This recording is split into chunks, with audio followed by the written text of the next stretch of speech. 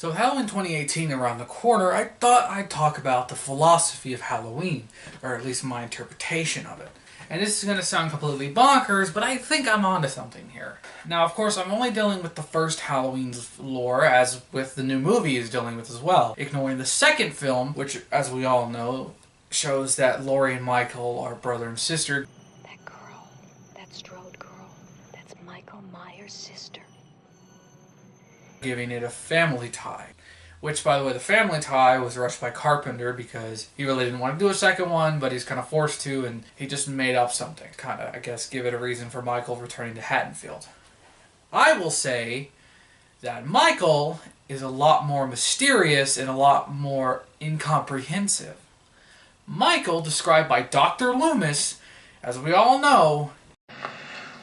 I met him 15 years ago. I was told there was nothing left.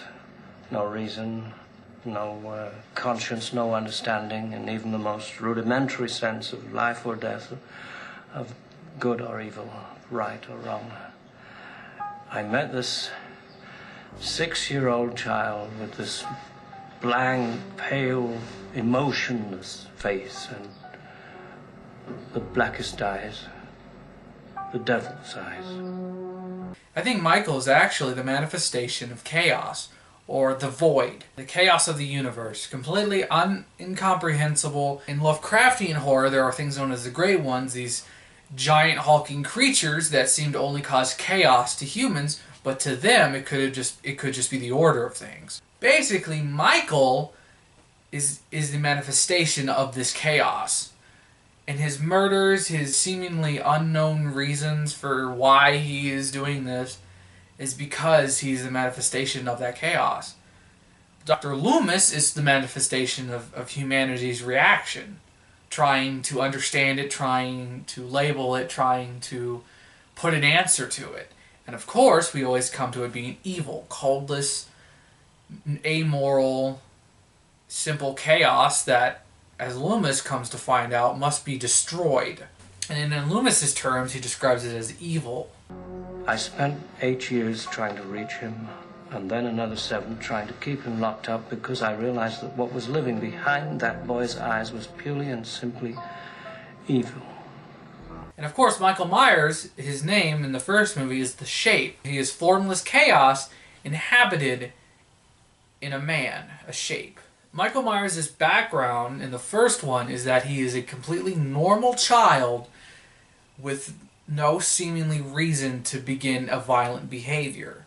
This movie plays on normality and twists it to us. It perverts the idea of safety because to us, of course a person wouldn't end up a serial killer if they're born in a normal setting. Serial killers only come from damaged households.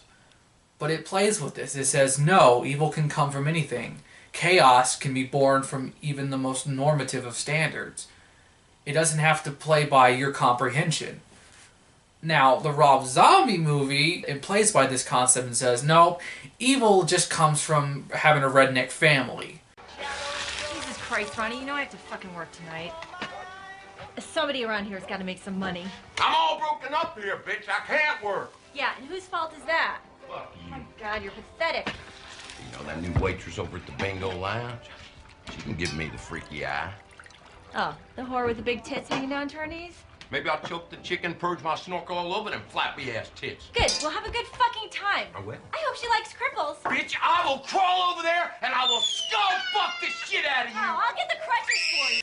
Which completely destroys the mystery and essence of why Michael Myers is such an interesting threat to begin with. By giving him such a normal, calculated, safe backstory, it completely devoids the entire concept of any fear.